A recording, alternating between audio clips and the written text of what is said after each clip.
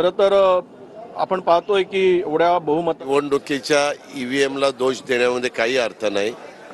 लोकसभेला ईव्हीएमनी 31 जागा महाविकास आघाडीला दिल्या, त्यावेळेस ईव्हीएम खूप चांगलं होतं।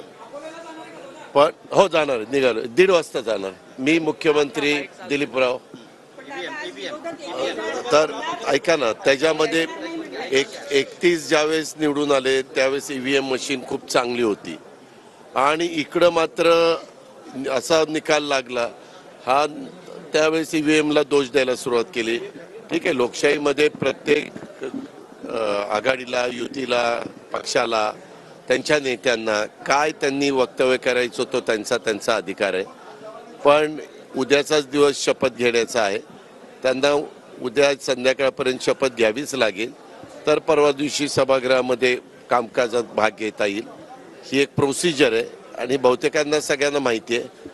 परंतु पहिल्याच दिवशी आपण काहीतरी वेगळं करतोय, आम्ही जरी संख्येने कमी असलो तरी आम्ही आमचं अस्तित्व दाखवण्याचा प्रयत्न करतोय। हा केविलवाणी त्यांचा प्रकार चाललेला आहे, त्याला काही अर्थ नाही। कारण सुरुवातीला हे सगळे आत बसले होते, परंतु नंतर आमच्या 8-10 लोकांच्या शपथ झाल्यानंतर एकदम अचानक मी शपथ घेऊन असं खाली उतरताना काहींदा विचारलं, पण कारण ते मी उतरताना ते नेमके बाहेर निघालेले होते। म्हणलं काय कुठं चाललंय, ते म्हणले नाही असंच चाललोय। मी आता काहींना त्यांच्यातल्या विचारलं, ते म्हणले हो आम्हाला सांगितलं की आज आपण शपथ घ्यायची नाही, काही नवीन स्ट्रॅटेजी आहे। कोण म्हणतंय ईव्हीएम करताय, कोण म्हणतंय अजून एक कुठला तरी मुद्दा त्यांनी काढलेला आहे।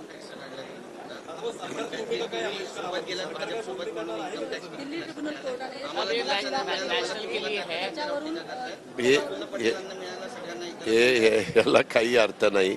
इतके वर्ष आम्ही त्यांच्याबरोबर होतो त्यावेळेस, आता कुठलाही कोर्टाचा निकाल काही एका दिवसाला लागत नाही, वेगवेगळ्या पद्धतीनं चौकशी होते। चौकशी घेतल्यानंतर त्याच्याबद्दलचं तुम्हाला अपील वगैरे करण्याचा अधिकार असतो। या प्रोसेस बरेच दिवस त्या ठिकाणी चाललेल्या होत्या। आम्ही आमची भूमिका मांडली। आता ह्यांच्याबरोबर मी असेल तर अजित पवार चांगला, ह्यांच्याबरोबर पण मी कुणाबरोबर उपमुख्यमंत्री म्हणून काम केलं नाही। मी जर अतिशय दोषी असतो, भ्रष्टाचारी असतो, तर बाकीच्यांनी माझ्याबरोबर कामच केलं नसतं, मला ही पदच मिळाली नसती। आज हा निवळ वेळेसचा राजकीय म्हणजे राजकीय भूमिकेतनं मला अडचणीत आणण्याचा प्रयत्न त्या ठिकाणी झाला।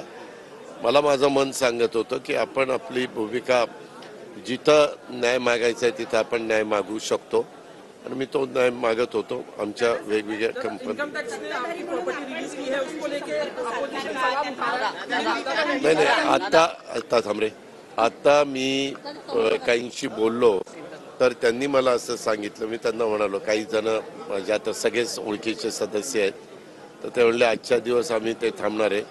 आता मी 1:30 वाजता मी, मुख्यमंत्री दिलीप वळसे पाटील, अजून एक आज एकेकाळी राज्याचे विरोधी पक्ष नेते असणारे, एकेकाळी राज्याचे मंत्री असणारे, विरोधी पक्ष नेते, असे अनेक पदं आमच्या पक्षाचे, एकेकाळी प्रांताध्यक्ष असणारे, सिनियर नेते मधुकरराव पिचड साहेबांचं दुःखद निधन झालेलं आहे आणि त्याच्यामुळे त्यांचं दर्शन घेण्याच्या करता आम्ही आता दुपारी जातोय आणि लगेचच त्या ठिकाणी येतोय।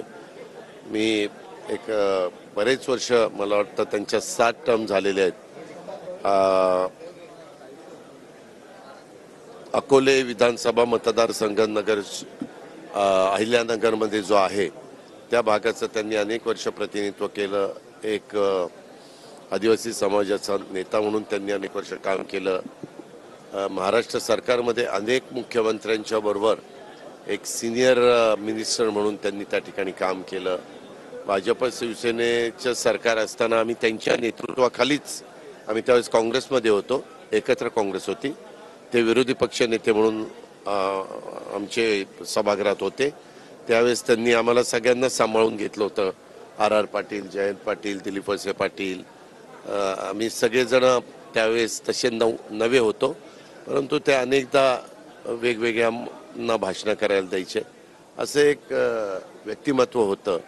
परंतु काळाच्या नियतीच्या पुढं तुमचं माझं कोणाचं काही चालत नाही काल त्यांचं दुःखद निधन झालेलं आहे. मी ट्विट पण केलेलं होतं. मी आज आपल्या सगळ्यांच्या साक्षीने त्यांना भावपूर्ण श्रद्धांजली अर्पण करतो.